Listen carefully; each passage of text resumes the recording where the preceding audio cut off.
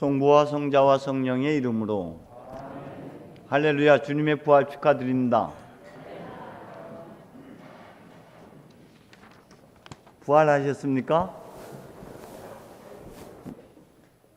두 분, 세 분? 세 분만 부활하신 것 같아요. 외형적으로 일어난 사건들이 아닙니다. 각자 내면에서 일어나야만 하는 사건들이 부활입니다. 어제도 잠시 말씀드렸습니다마는 하늘로부터 들려지는 음성이 어떤 이에게는 그저 지나가는 소리에 불과하고 어떤 이는 천둥 소리로 듣기도 하고, 그러나 어떤 이는 그것이 하나님께서 주신 그 한마디, 내 영혼을 낫게 하고 내 삶을 새롭게 개선하는, 그래서 내 마음을 격동시키고 감동시키는 그 한마디로 다가오는 것이죠.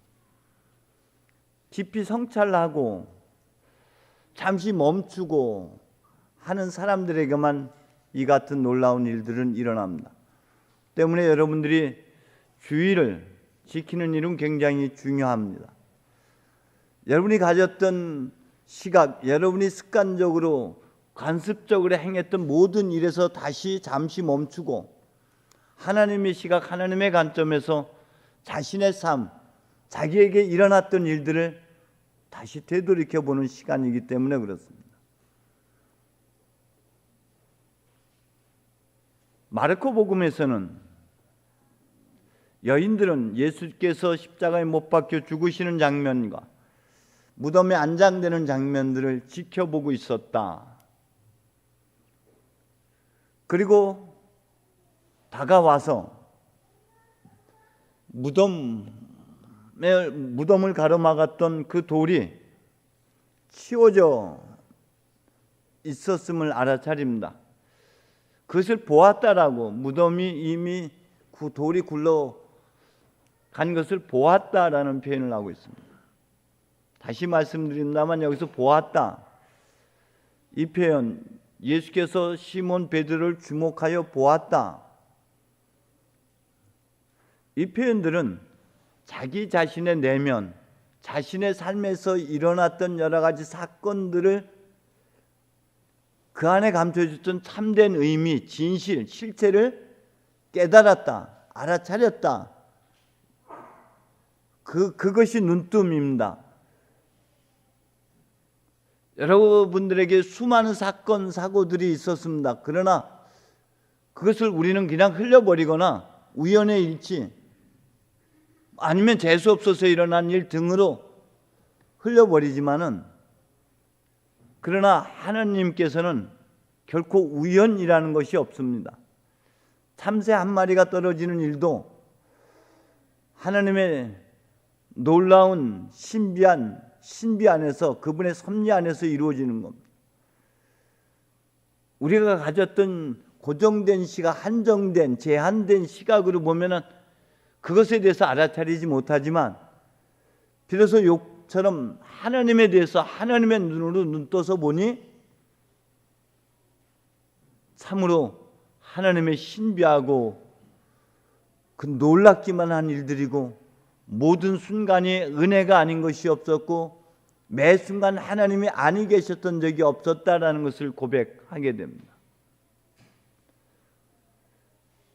예수님께서 시몬 베드로를 눈여겨보시면서 그 안에 감춰져 있는 실체, 그 안에 감춰져 있는 본질, 그 안에 감춰져 있는 하나님의 기대 능력을 알아차렸다.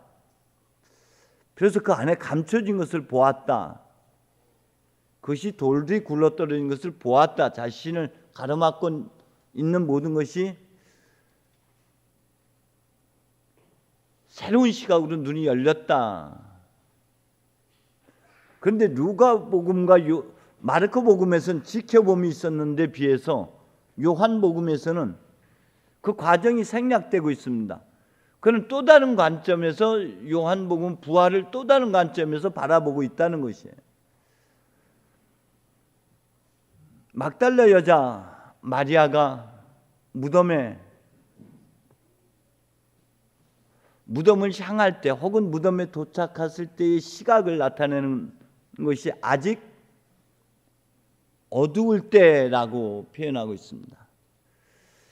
가룟 유다가 예수를 팔아먹으러 밖으로 나갔던 때를 밤이었다라고 표현하고 있습니다.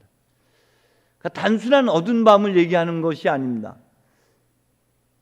그의 눈이 가리워졌다라는 것이 자기가 갖고 있는 고정관념, 제한된 틀 안에 갇혀 있다라는 의미입니다. 반면에 마르코복음에서는 어떻게 표현하고 있습니까? 해가 떴을 때 그들은 떠납니다. 그들의 눈이 열려진 시각을 가지고 다가가는 것이죠. 우리는 귀가 있어도 보지 못하고 눈이 있어도 보지 못하고 귀가 있어도 듣지 못한다. 무엇을?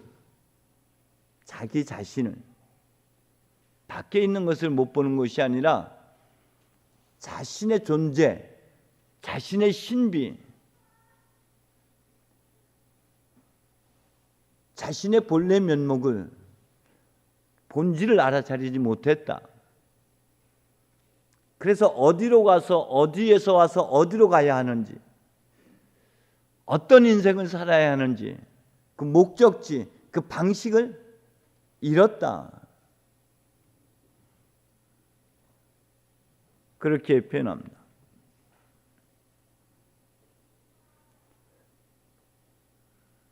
영성가들은 성탄과 부활에 대해서 이렇게 표현합니다. 아들이 돌아오고 딸이 돌아오는 것으로 표현합니다. 아들은 남성성을 의미하는 것이고 그것은 그 사람의 정체성, 존재 본질을 의미하는 거라면 딸이 돌아온다는 것은 여성성, 곧 보혜사 성령, 뜨거운 가슴으로 보기 시작했다. 가슴으로 살기 시작했다. 그게 성탄과 부활을 그렇게 나눕니다. 성탄은 눈뜬 나란 존재에 대해서 비로소 알아차리고 깨달았다. 나란 존재의 본질을. 그래서 아들이 돌아왔다라고 본다면은 부활은 그 주인공들이 다 여성들입니다. 여성성이 돌아와서 이제 머리로 살지 않고 가슴으로 살기 시작했다. 가슴으로 보기 시작했고 가슴으로 듣기 시작했고 공감과 감동과 공명의 울림을 가지고 살기 시작했다. 이게 부활입니다. 우리에게 있어서의 부활은 바로 이런 것들이죠. 그런데 여러분 어떻습니까? 눈이 있어도 보지 못하고 귀가 있어도 듣지 못한다고 하면 여러분 언짢아하시겠지만 실제 그렇다는 거예요. 자, 이 여인이 무덤에 갔을 때 아직 어두울 때 그는 무덤 문이 열려 있는 것을 보았습니다. 그러나 보아도 보지 못했습니다. 그는 피해의식에 가득 차서 두려움과 분노와 선지식 이 틀 안에 갇혀서 실체를 보지 못한 채 무덤 문이 열려 있는 것을 보고 그는 습관적으로, 그는 버릇대로, 그는 무의식적인 행동으로 옮깁니다. 그것이 뭡니까? 제자들에게로 달려가서 누군가가 훔쳐갔을 것이라고 표현합니다. 이것이 3번씩이나 연거푸 나옵니다. 여러분의 인생 누군가에게 의해서 도둑질 당했고 누군가에 의해서 빼앗겼고 누군가에 의해서 내가 침해당했다라는 이런 피해의식으로 우리가 살아갈 때가 많아요. 그래서 그 관점에서 봅니다. 적어도 내 생각에는 아마도 그럴 거야. 누군가 꺼내갔을 거야. 자기 인생을, 자기를 깊이 들여다다 보지 못한 채 살아갈 때가 얼마나 많은지 모릅니다. 지레짐작으로 살 때가 많아요. 무의식적으로 살 때가 많아요. 잠시 멈춰서 깊이 성찰하지 못해. 자기를 깊이 들여다보지 못해. 사건에 대해서 재해석할 수 있는 시간적 여유조차도 갖지 못한 채 우리가 살아갑니다. 여인들의 말을 듣고 달려온 두 남성이 있습니다. 두 제자. 그들 역시 무엇을 믿었느냐? 여인의 말을 믿었고 예수께서 살아생전에 행하셨던 말씀, 자기 가슴에서 솟아올랐던 그것을 믿지 못하고 있었습니다.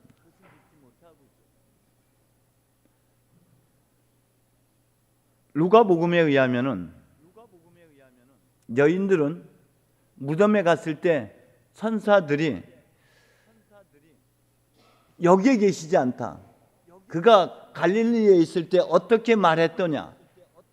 사흘 만에 죽었다가 사흘 만에 다시 살아나리라고 말하지 않았더냐?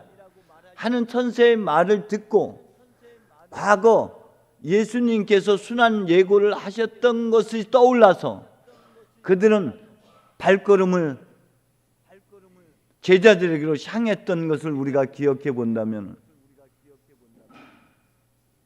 적어도 두 제자는 무덤 안에까지 들어가서 무덤 안에 일어났던 그 현상, 머리에 수건이 잘 개켜져 있었고 그를 감쌌던 것들이 잘 개켜져 있는 모습을 보았으면 그것이 무엇을 상징하고 무엇을 지향하고 있는지 은유적 비유적 뜻을 알아차렸어야 되는 겁니다. 이들은 이미 앞서 11장에서 이런 경험이 있었습니다.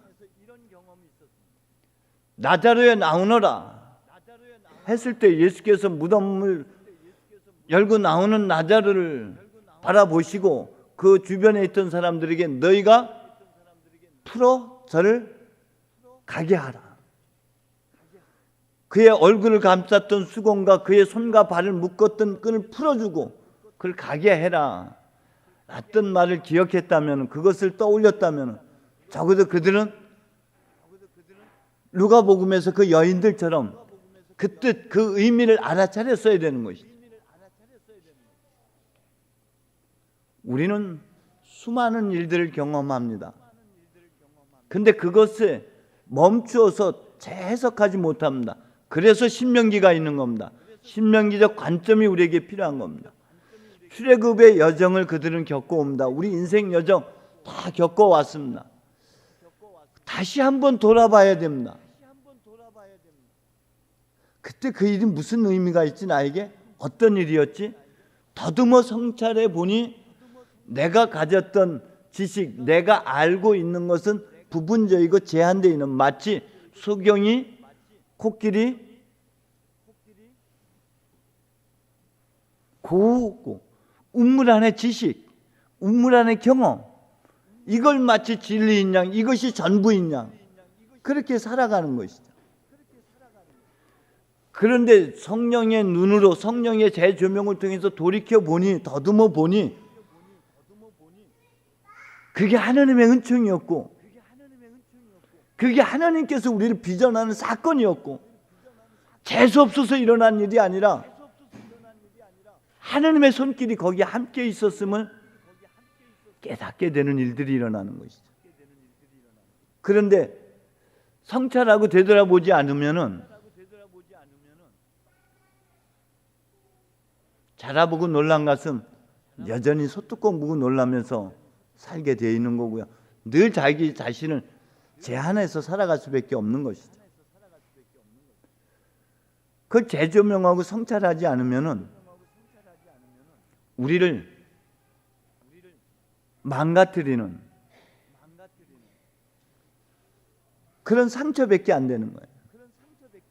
그러나 잘 뒤져보고 잘 곱씹어 보면은 그 안에 진주가 있고 그 안에 하나님의 보물이 있음을 알아차리게 되는 것이죠. 그들은 보아도 보지 못했습니다. 예수께서 말씀하셨던 그 성수의 뜻을 알아차리지 못하고 그들은 그냥 다시 숙소로 돌아갔다라고 표현되고 있습니다. 다음에 마리아가 다시 무덤을 들여다봅니다. 그런데 그 안에는 흰옷 입은 두 천사가 머리맡에 발치에 있었습니다. 보았다. 뭘 보았을까? 아직 그들은 보지 못한 것이죠. 알파와 오메가, 시작과 끝. 생사화복의 원천이신 그 하나님, 모든 것을 협력해 선을 이루어 가시는 그 하나님을 아직 그들은 보지 못했는 것이에요. 그 사인이 가져다주는 그 의미를 알아차리지 못했죠.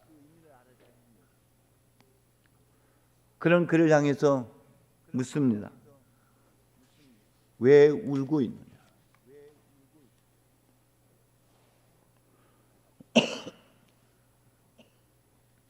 이거는 어제도 말씀드렸던 것처럼 바르티메오에게 내가 원하는 것이 무엇이냐? 라는 물음과 연결되어 있는 것입니다. 우리는 자기 감정에 이름을 붙일 줄 몰라요. 그래서 감정이 사로잡혀 살아갑니다. 감정 코칭이라는 그 책에서 보면은 어린 아이들과 함께 공감해 가면서 아이들 스스로가 그 감정에 이름을 붙일 수 있도록 부모가 잘 안내해 주는 것이 굉장히 중요한 역할로 안내하고 있어요. 그래서 우리는 화가 났으면 화가 구체적으로 어떤 화인지, 어디를 향해 있는지, 무엇에 대한 화인지 알지 못해요. 그저 화에 끌려다녀요. 그 멈춰 보면은 정말 그게 화낼 일인 거지. 그 뿌리가 무엇인지. 다시 한번 주님이 요 물음 안에 그는 한번 돌아서게 됩니다. 다시 주님을 마주쳤지만 그는 그가 주님인지 몰라요. 그때 주님이 그렇게 묻습니다. 누구를 찾고 있느냐? 왜 울고 있느냐? 누구를 찾고 있느냐? 지금 여러분 인생에서 무엇을 향해서 어떤 목적의식을 가지고 무엇을 향해서 달려가고 있습니까? 여러분 무엇을 찾습니까? 누구를 찾습니까?